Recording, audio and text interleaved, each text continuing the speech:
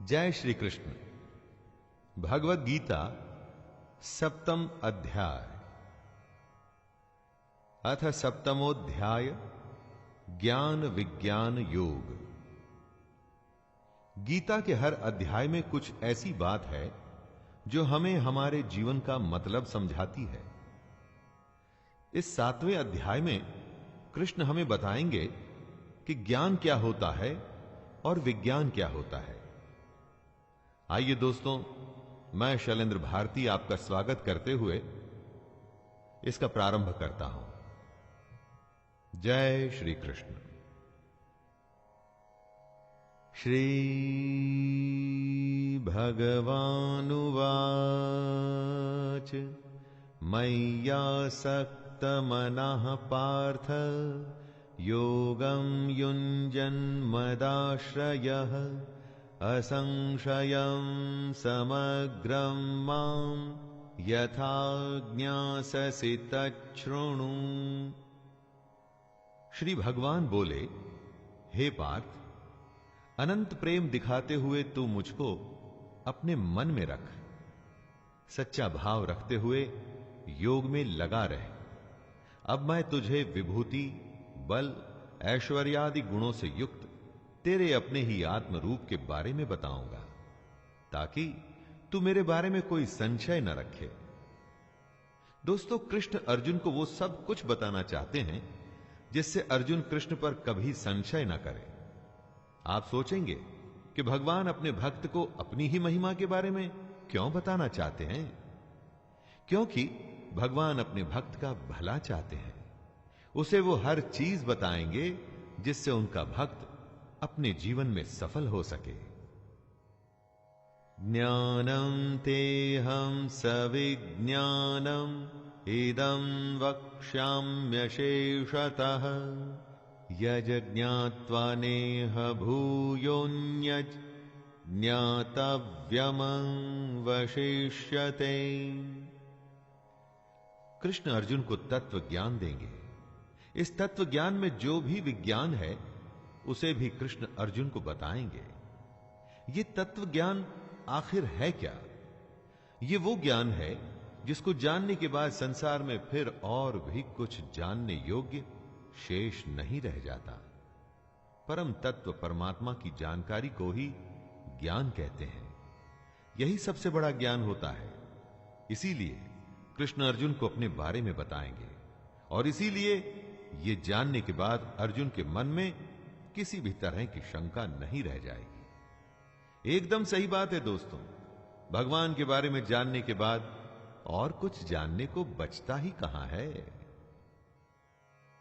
मनुष्याणां सहस्रेषु कश्चिद्यतति सिद्धये यततामपि सिद्धानां कश्चिन्मां वेत्ति तत्त्वतः।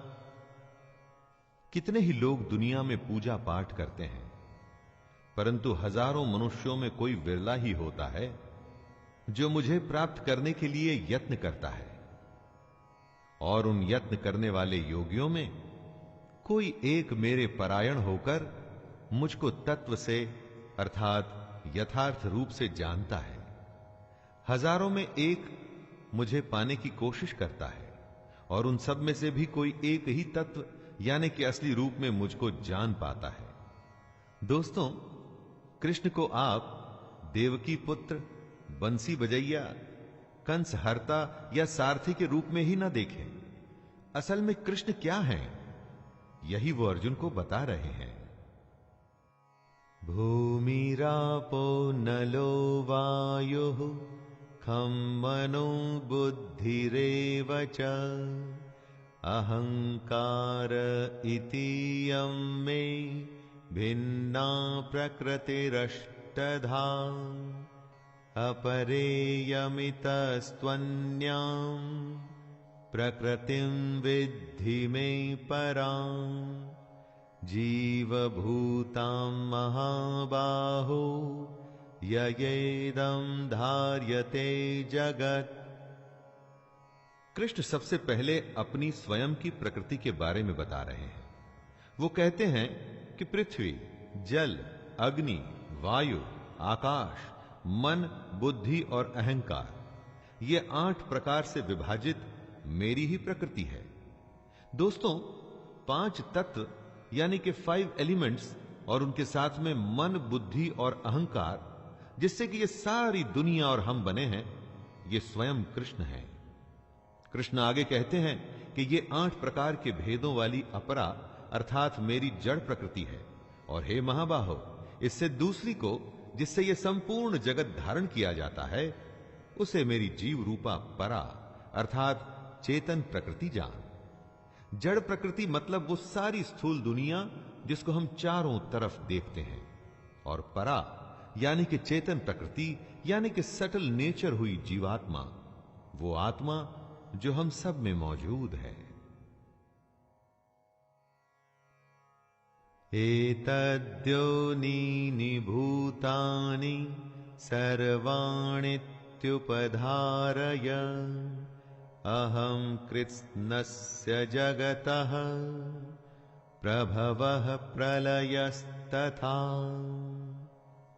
जो सब कुछ है वो कृष्ण में से ही आया है और एक दिन उसी में विलय भी हो जाता है। इसी बात को समझाते हुए कृष्ण कह रहे हैं, हे अर्जुन, तू ऐसा समझ के संपूर्ण भूत इन दोनों प्रकृतियों से उत्पन्न होने वाला है और मैं संपूर्ण जगत का प्रभाव तथा प्रलय हूं, अर्थात संपूर्ण जगत का मूल कारण मैं ही हूं। दोस्तों, दुनिया कृष्ण से ही शुरू हुई है और उन्हीं में खत्म हो जाएगी। वे ही इस दुनिया के मूल कारण बेसिक रसों में है। हम, ये जमीन, आसमान, हवा, पानी और आत्मा, सब कुछ कृष्ण है और कुछ भी नहीं। कृष्ण को हम जिस रूप में देखते या सुनते हैं वो कृष्ण नहीं। असली कृष्ण क्या है वो यहां बताया गया है। मत्तः परतरं नान्यत् किंचिदस्ति धनंजय मयि सर्वमिदं प्रोतं सूत्रे मणिगणा इव। कृष्ण ने अर्जुन से कहा था कि योग में लग के मन में सिर्फ कृष्ण होना चाहिए, तभी योग साधना पूरी होगी। लेकिन मन में कौन सा कृष्ण होना चाहिए? कृष्ण स्वयं उसी की व्याख्या कर रहे हैं। हे धनंजय, मुझसे भिन्न दूसरा कोई भी परम कारण नहीं है। यह संपूर्ण जगत सूत्र में मुझसे ही बंधा हुआ है, मुझ में ही गुथा हुआ है। कृष्ण के अलावा दूसरा कुछ भी नहीं है। दोस्तों, जो सब कुछ है वो कृष्ण है। ये बात सुन के आसानी से शायद समझ में ना आए, लेकिन थोड़ी सी भी कोशिश करेंगे तो समझ जाएंगे। इस दुनिया में आपको जो भी दिखता है और जो नहीं भी दिखता वो कृष्ण ही है, जिसका सीधा सा मतलब है कि कृष्ण के अलावा और कुछ भी नहीं। श्री भगवानुवाच रसोऽहमप्सु कौन्तेय प्रभास्मि शशिसूर्ययोः प्रणवः सर्ववेदेषु शब्दः खे पौरुषं नृषु। कृष्ण इस श्लोक में अपने तत्व, अपने असली रूप, इस दुनिया के असली विज्ञान के बारे में बता रहे हैं। वो कहते हैं, हे अर्जुन, मैं जल में रस हूं। किसी भी द्रव्यशील वस्तु का सार उसका रस होता है। दुनिया में जितना भी गीलापन है, कृष्ण उसमें रस है। चंद्रमा और सूर्य में कृष्ण प्रकाश है। चंद्रमा और सूर्य से अगर उनका प्रकाश छीन लेंगे तो क्या बचेगा? कुछ भी नहीं। यही प्रकाश कृष्ण है। संपूर्ण वेदों में ओंकार भी मैं ही हूं। वेद तो बड़े हैं, बहुत बड़े हैं।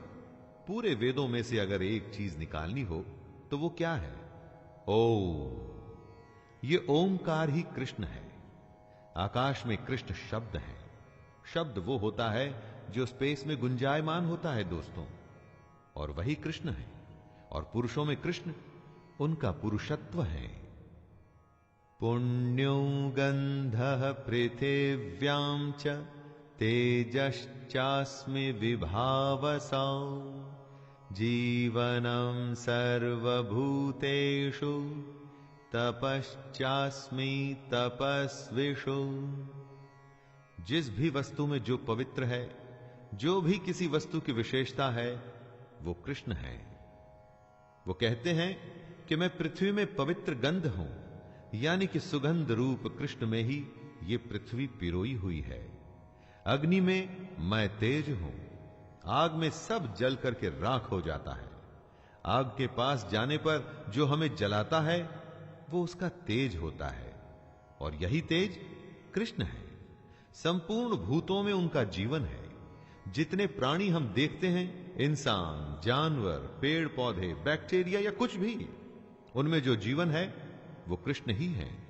और तपस्वियों में वो तप है। तपस्वियों का तप उसकी सबसे बड़ी शक्ति होती है दोस्तों, और वो तप कृष्ण ही है। बीजं मां सर्वभूतानां विद्धि पार्थ सनातनं बुद्धिर्बुद्धिमतामस्मि तेजस्तेजस्विनामहम्। कृष्ण अपने असली रूप की एक एक परत धीरे धीरे खोल रहे हैं। वे आगे कहते हैं, हे अर्जुन, तू संपूर्ण भूतों का सनातन बीज मुझको ही जान ले। जितने भी जीव आपको दिखते हैं, या जो आज से पहले थे और आज के बाद आएंगे दोस्तों, उन सब का सनातन बीज यानी कि उन सब जीवों की उत्पत्ति का कारण कृष्ण ही है। मैं बुद्धिमानों की बुद्धि और तेजस्वियों का तेज हूं, ऐसा कृष्ण कहते हैं। जब आप अपनी बुद्धि से कोई सवाल हल करते हैं, कोई रास्ता खोजते हैं, तो वो बुद्धि कृष्ण ही है। उसी तरह तेजस्वियों में जो तेज होता है, यानी उनमें जो ब्रिलियंस होती है, वो भी कृष्ण ही है। बलं बलवतां चाहं कामराग विवर्जितं धर्मविरुद्धो भूतेषु कामोऽस्मि भरतर्षभ। दोस्तों, किसी भी चीज का जो गुण है वो कृष्ण है, जैसा कि वो अर्जुन को बता रहे हैं। कहते हैं, हे भरत श्रेष्ठ, मैं बलवानों का आसक्ति और कामनाओं से रहित बल अर्थात सामर्थ्य हूं। वो बलवानों का गुण है, यानी कि उनका बल है दोस्तों, लेकिन वो बल जो आसक्ति और कामना से रहित है। काम और क्रोध से परे जो बल है वो श्री कृष्ण ही है। और सब भूतों में धर्म के अनुकूल अर्थात शास्त्र के अनुकूल काम जो है ना, वो भी कृष्ण है। जब लोग धर्म संकट में होते हैं कि क्या करें और क्या न करें, तो उनसे कहा जाता है कि जो शास्त्रों के हिसाब से ठीक है वही कर लीजिए। यानी कि शास्त्रों के अनुसार सही काम जो होता है ना, वो काम ही कृष्ण है। ये चैव सात्विका भावा राजसास्तामसाश्च ये मत्त एवेति तान् विद्धि न त्वहं तेषु ते मयि।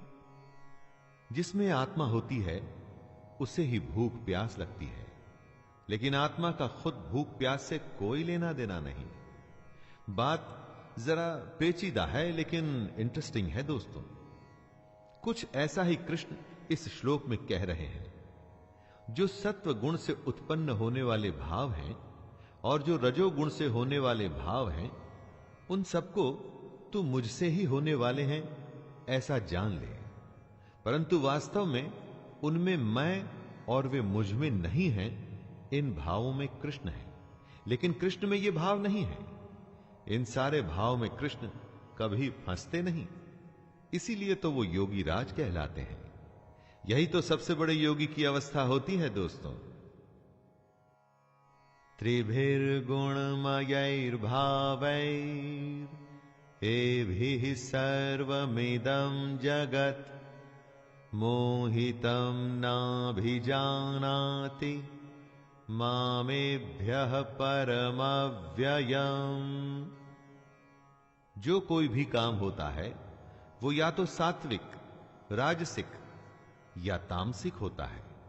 इन्हीं तीनों प्रकृतियों से, इन्हीं तीनों गुणों से ही ये सारी दुनिया मोहित होती है। लेकिन जो इन तीन गुणों से परे है वो है कृष्ण। इस कृष्ण को कोई नहीं जानता। हम में, हमारे काम में जब तक सात्विक, राजसिक और तामसिक जैसे गुणों का अंश भर भी मौजूद रहेगा, तब तक हम कृष्ण के असली स्वरूप को पहचान नहीं पाएंगे। जहां ये तीन गुण खत्म होते हैं, वहीं से कृष्ण शुरू होते हैं।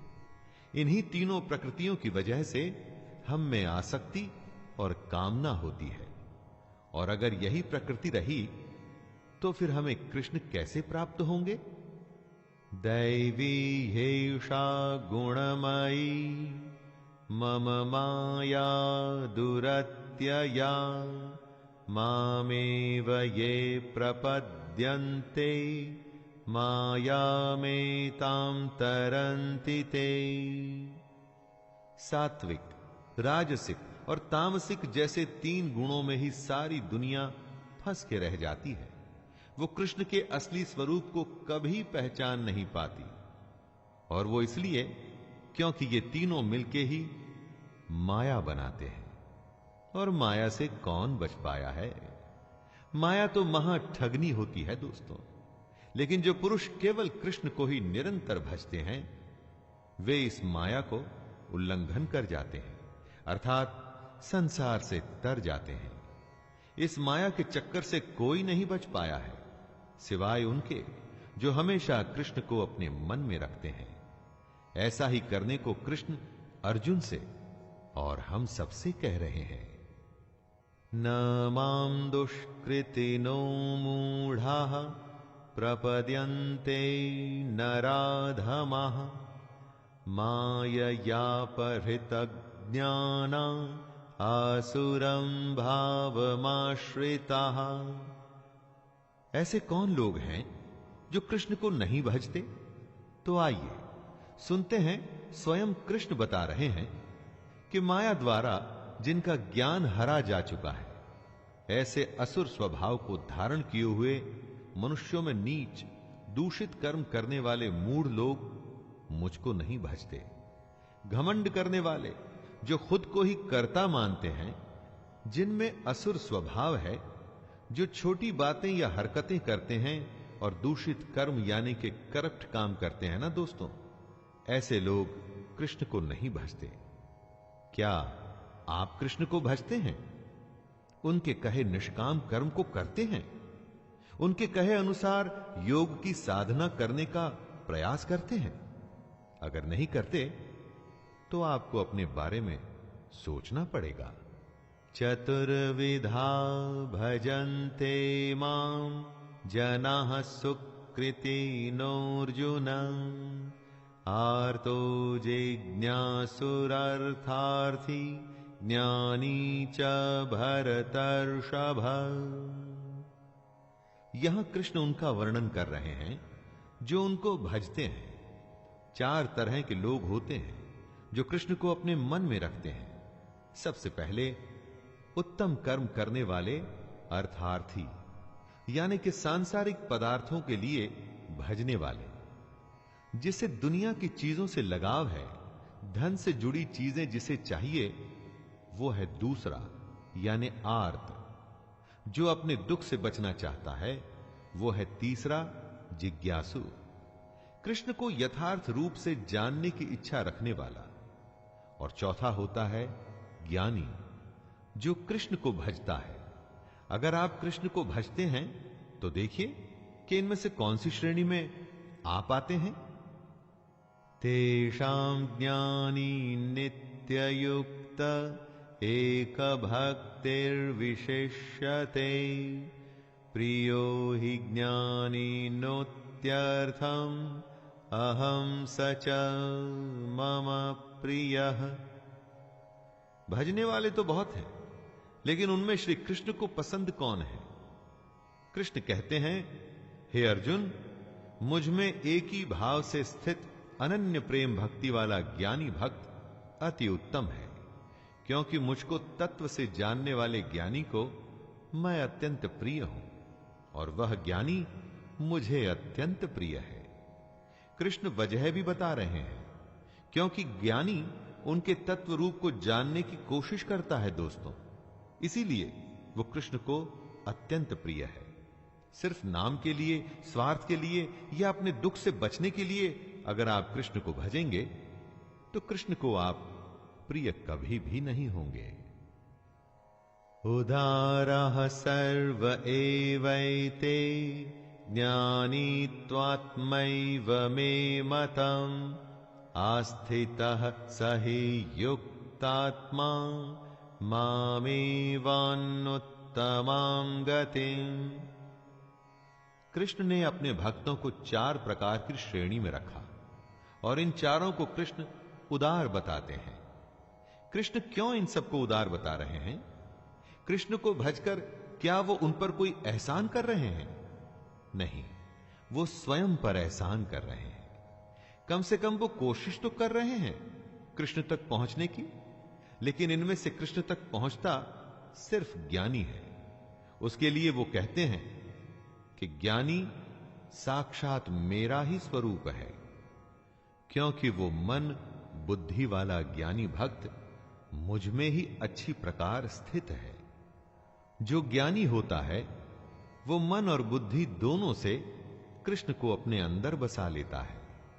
किसी स्वार्थवश वो उसको नहीं भजता, वो कृष्ण का तत्व जानना चाहता है, इसीलिए उसे भजता है। बहूनां जन्मनामन्ते ज्ञानवान् मां प्रपद्यते वासुदेवः सर्वमिति स महात्मा सुदुर्लभः। कृष्ण का तत्व ज्ञान क्या एक जन्म में ही मिल जाता है?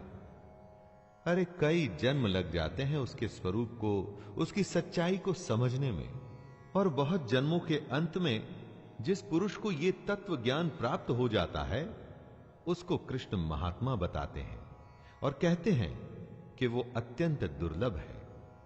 एक जन्म में अगर आप कृष्ण को समझने की कोशिश करें दोस्तों, और अगर वो समझ नहीं आया तो यह सिलसिला अगले जन्म में भी चलता है और अगले जन्म में भी।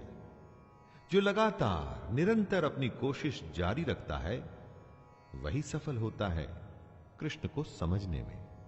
सोचिए वो कितना दुर्लभ होगा दोस्तों। कामैस्तैस्तैर्हृतज्ञानाः प्रपद्यन्तेऽन्यदेवताः तं तं नियममास्थाय प्रकृत्या नियताः स्वया।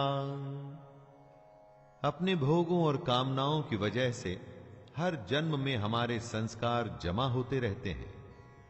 इन्हीं जमा हुए संस्कारों से हमारा स्वभाव बनता है और इसी स्वभाव की वजह से हम अपने देवता चुनकर उनकी पूजा करते हैं। आपकी प्रकृति एक ही जन्म में खत्म नहीं हो जाती, कई जन्मों का खेल होता है ये। हर जन्म में आप पाप पुण्य का लेखा जोखा बना के जाते हैं, इसी से आपका स्वभाव बनता है और आपको अपना देवता चुनने पर मजबूर करता है।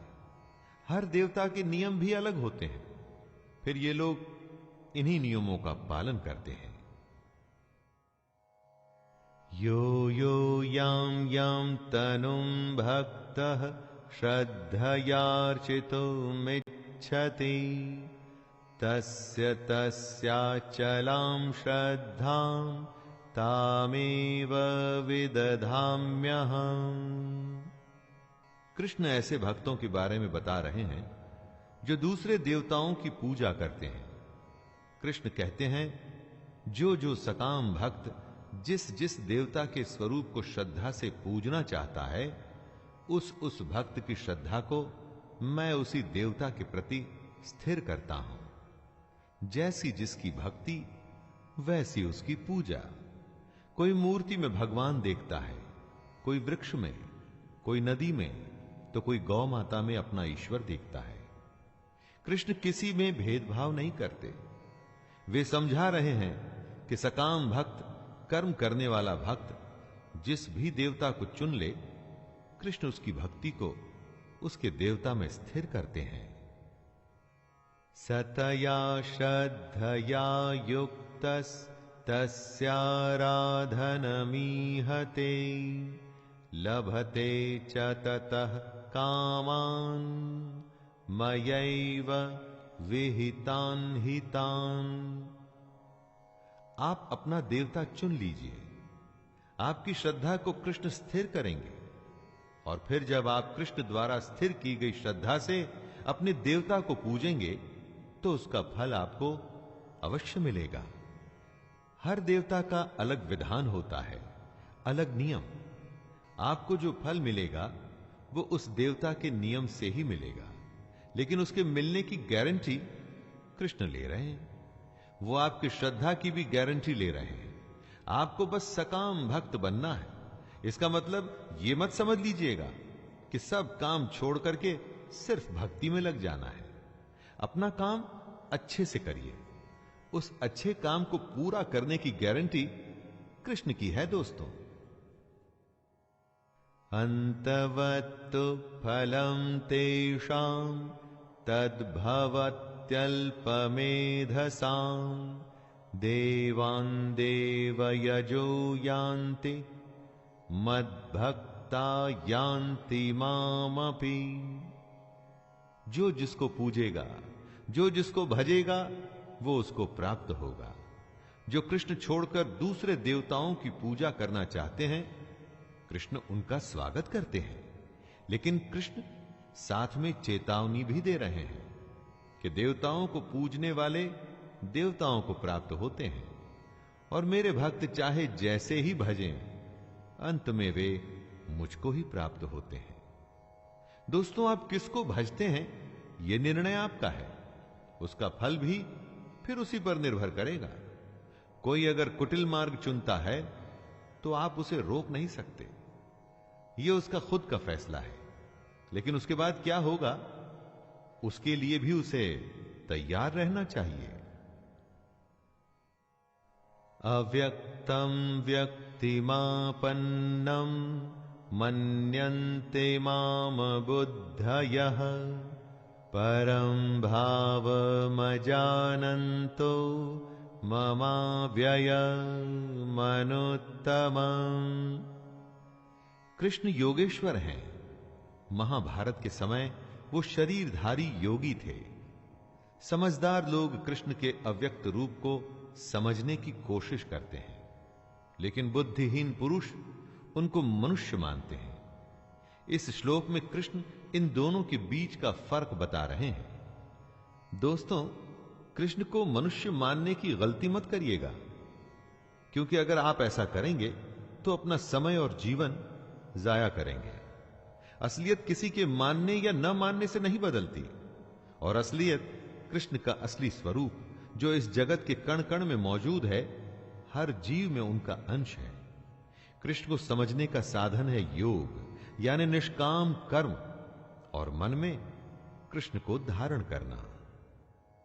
नाहं प्रकाशः सर्वस्य योगमाया समावृतः मूढ़ोऽयं नाभिजानाति लोको मामजमव्ययम्।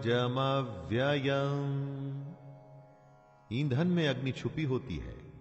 जब तक उसे चिंगारी न दिखाई जाए तब तक वो प्रत्यक्ष नहीं होती।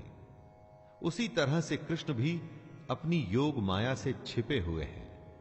अज्ञानी जन समुदाय जन्म रहित अविनाशी परमेश्वर को नहीं जानता, अर्थात वो कृष्ण को जन्मने और मरने वाला समझता है। लेकिन ज्ञान या योग वो चिंगारी है जिससे कृष्ण प्रत्यक्ष हो जाते हैं। रास्ता दिखाने वालों की भी कमी नहीं होती दोस्तों, और गुमराह करने वालों की भी नहीं। अज्ञानियों से वास्ता रखेंगे तो हमेशा गुमराह होंगे, क्योंकि उनके सोचने का तरीका ही गलत होता है। इसी गलत तरीके के बारे में कृष्ण ने इस श्लोक में बताया है। वेदाहं समतीतानि वर्तमानानि चार्जुन भविष्याणि च भूतानि मां तु वेद न कश्चन। जिस दुनिया में हम हैं वो कई जन्मों का खेल है। हम पहले भी थे और आगे भी रहेंगे। इस बारे में कृष्ण कहते हैं, अर्जुन, बीते हुए समय में, वर्तमान में और आगे होने वाले सब समय को मैं जानता हूं, परंतु मुझको कोई भी श्रद्धा भक्ति रहित पुरुष नहीं जानता। क्या हुआ था, क्या हो रहा है और क्या होगा, ये सब कृष्ण जानते हैं। लेकिन अज्ञानी जो श्रद्धा या भक्ति से दूर हैं, वो नहीं जान पाते। दोस्तों, यहां भक्ति को पूजा पाठ से मत लीजिएगा। अगर आप अपने निष्काम कर्म के प्रति समर्पित नहीं हैं, पूरे मन से उसमें नहीं लगे हुए हैं, तो कृष्ण के कहे अनुसार आप अज्ञानी हैं। इच्छा द्वेष समुत्थेन द्वंद्वमोहेन भारत सर्वभूतानि सम्मोहं सर्गे यान्ति परन्तप। ऐसी क्या वजह है कि कोई भी कृष्ण के असली स्वरूप को जान नहीं पाता?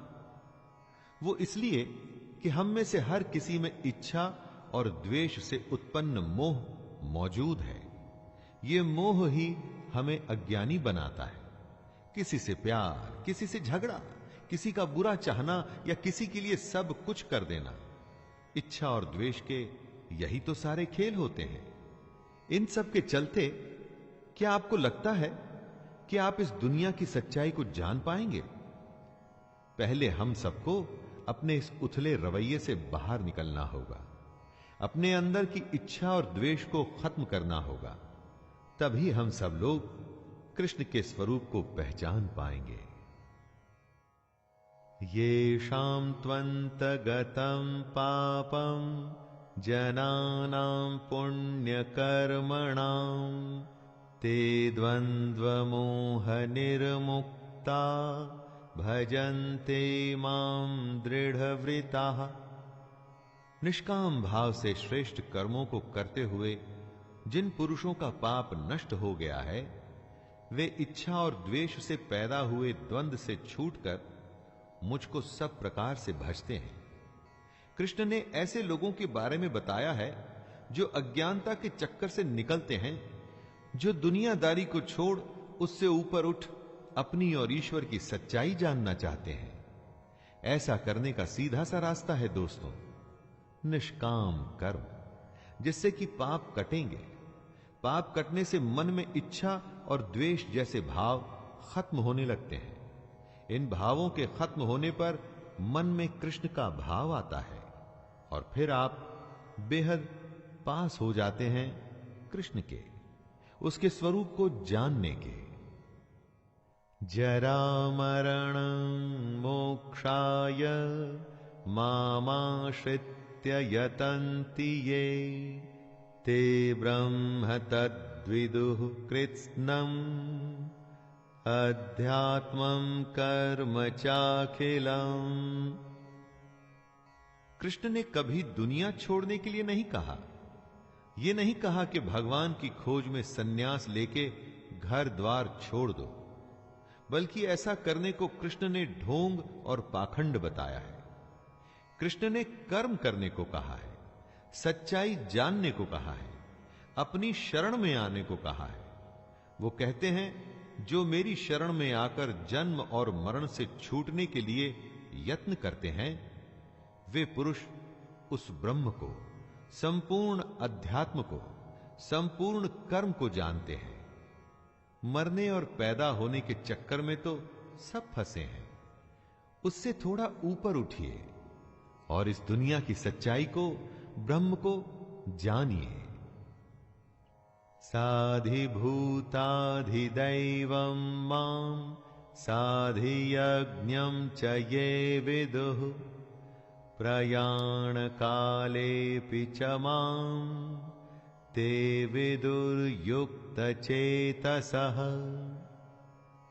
जो मोहग्रस्त हैं वो कृष्ण को नहीं जानता, जिसमें इच्छा द्वेष है वो कृष्ण को नहीं जानता, क्योंकि जहां मोह होगा वहां कृष्ण हो ही नहीं सकते। जो कृष्ण के मनुष्य शरीर में विश्वास करता है वो कृष्ण को नहीं जानता। तो कौन जान पाएगा कृष्ण को? वही जान पाएंगे दोस्तों जो सब जीवों में कृष्ण को देखते हैं, जो निर्जीव में भी कृष्ण को देखते हैं, जो सबकी आत्मा में कृष्ण देखते हैं, जो ये जानते हैं कि कृष्ण हमेशा थे और हमेशा रहेंगे। ऐसे युक्त चित्त वाले पुरुष कृष्ण को जानते हैं और कृष्ण को ही प्राप्त भी हो जाते हैं। तो दोस्तों ये था 7वां अध्याय। इसमें कृष्ण ने बताया कि वे 3 गुणों से परे हैं। कौन उन्हें जानता है और कौन उन्हें नहीं जानता। अपनी स्वयं की महिमा के बारे में, इस जगत और उस जगत के ज्ञान और विज्ञान के बारे में श्री कृष्ण ने हमें बताया।